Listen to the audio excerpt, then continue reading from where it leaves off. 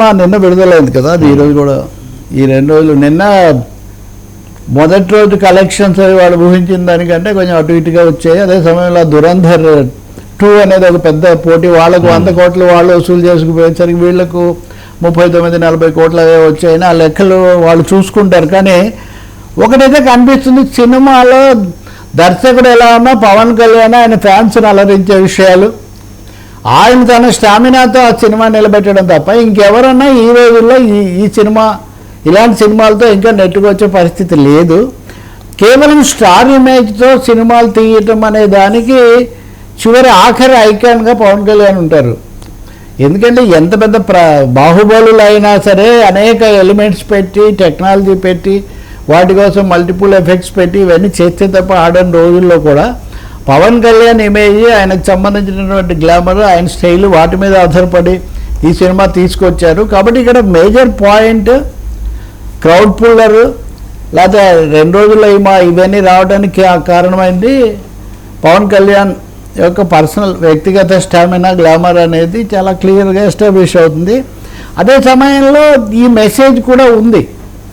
ఇందాక అనుకున్నట్టుగా జంగ్ జెడ్ ఇవన్నీ వచ్చినప్పుడు వీటి మీద ఇప్పటివరకు ఒక బాలయ్య చెల్లింది. అది ఆయన ఎవరైనా, అది అఖండ అయినా, అది ఇంకొక ఇదైనా అలా వరుసగా కొట్టుకుంటూ పోవడం, దాని మీదే ఆధారపడి రాబోయే రోజుల్లో మటుకు ఇది ఉండకపోవచ్చు.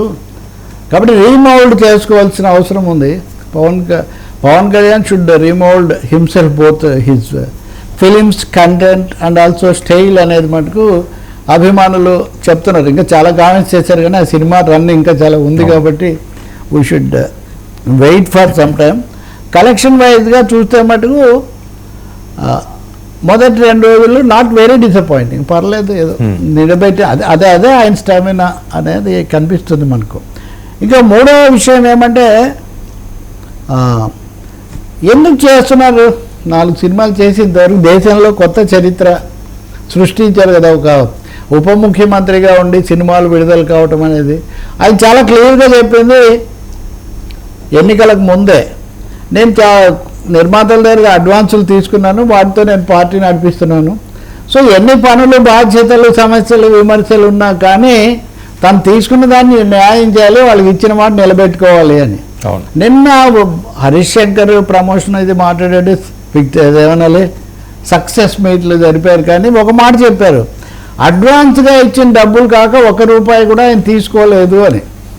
ఇది చాలా ముఖ్యమైన మాట. ఎందుకంటే ఇంత డబ్బు అయింది, అంత డబ్బు అయింది అని అంటున్నప్పుడు, చాలా అవసరమైనప్పుడు పార్టీ నడుపుకోవడానికి, ప్రచారం నిలబెట్టుకోవడానికి, వీటికి అవసరమైన డబ్బులు ఆయన అడ్వాన్స్గా తీసుకున్నది తప్ప తర్వాత సినిమాలకేమీ ప్రత్యేకించి ఆయన మా దగ్గర ₹1 కూడా తీసుకోలేదు. అంటే దాన్ని ఆల్రెడీ పూర్తయిన దాన్ని నిలబెట్టుకోవడానికి ఆబ్లిగేషన్ కింద ఆయన ఇవి చేస్తూ ఉన్నారు అనేది ఒకటి అర్థమవుతుంది. ఇక 3వది, సహజంగా రాజకీయ విమర్శలు చేసేవాళ్ళు ఆయన దగ్గర డబ్బులు తీసుకున్నారు, ఈయన దగ్గర తీసుకున్నారు, ప్యాకేజీ ఇట్లా అనేవాళ్ళకు అది నిజం కాదు. ఆయన అడ్వాన్స్గా తీసుకొని వాటిని ఇప్పుడు ఫుల్ఫిల్ చేస్తున్నారు. భవిష్యత్తులో కథలు ఏమొస్తాయి, ఆ కథల తీరు ఎలా ఉంటుంది, ఆయన కమిట్మెంట్స్ ఎలా ఉంటాయి అనేది చూడాల్సి ఉంటుంది. అయితే ఒకటి, ఇప్పుడు ఆయన పాత్ర పెరిగింది, జీవితంలో పాత్ర పెరిగింది, సినిమాలో అలా ఉంచి జీవితంలో పెరిగిన పాత్రకు అనుగుణంగా సినిమా పాత్రలు కూడా ఎలా మౌల్డ్ చేసుకుంటారు సందేశం అనేది అయితే చూసుకోవాల్సిన అవసరం మటుకు ఉంటుంది. ఉస్తాద్ భగత్ సింగ్ యొక్క అతిపెద్ద సిగ్నల్ ఏమంటే ఆయన యొక్క పర్సనల్ ఇమేజ్. ఇప్పుడు ఉదాహరణకు సోను సూద్ ఉన్నాడు, వదల బొమ్మాలి అని ఇలాంటి పాత్రలన్నీ వేశారు, పవన్ సినిమాల్లో కూడా వేశారు కదా. కానీ ఎప్పుడైతే ఆయన దాన ధర్మాలు బాగా చేశాడో, కరోనా టైంలో అపర దానకారుడు అనిపించుకున్నాడు, ఆయన విలన్ పాత్రలు రావడం తగ్గిపోయింది. ఎందుకంటే ఆయన చూడగానే ఒక దానకర్ణుడు గుర్తొస్తుంటే ఆయన దానవుడిలాగా, విలన్ లాగా చూడడం అనేది ప్రజలకు సాధ్యం కాదు. కానీ చిత్ర పరిశ్రమకు సంబంధించినంత వరకు అది కథ కల్పన అనేది నిజమైనప్పటికీ వాళ్ళ యొక్క ఇమేజ్, వాళ్ళ యొక్క రోల్, వెయిట్ కూడా చాలా పనిచేస్తాయి. సో ఇటు పరిశ్రమలో వచ్చిన కొత్త మార్పులు, రాజమౌళి దగ్గర నుంచి ఇంకా చాలామంది వరకు తెచ్చిన మార్పులు రీత్యా చూసినా, పవన్ రాజకీయాలలో వచ్చిన మార్పులు చూసినా, ఈ మౌల్డ్ టు బి రీమౌల్డెడ్ అని మటుకు ఇప్పుడు వస్తున్న వసూళ్ళు ఇది కూడా చాలా క్లియర్గా చెప్తుంది. సార్ ఫోకస్ చిరంజీవి ఏపీకి సలహా, టీడీపీ కామెంట్స్, గరికపాటికి రివర్స్. గరికపాటిది మనం తర్వాత గరికపాటిది నిజానికి మనం మొన్న చేసిన చర్చ కామెంట్స్ చాలా వైడెస్ట్ ఇది వచ్చింది. మన దగ్గర కామెంట్స్ పెట్టిన వాళ్ళు 1200 మంది.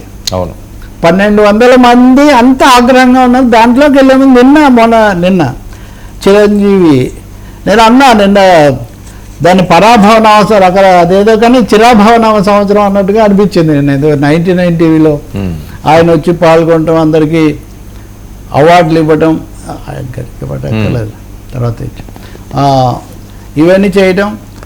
ఆ తర్వాత సాయంత్రం మళ్ళీ ప్రభుత్వం దగ్గర అవార్డులు, గద్దర్ అవార్డులో కూడా ఆయనకు ఎన్టీఆర్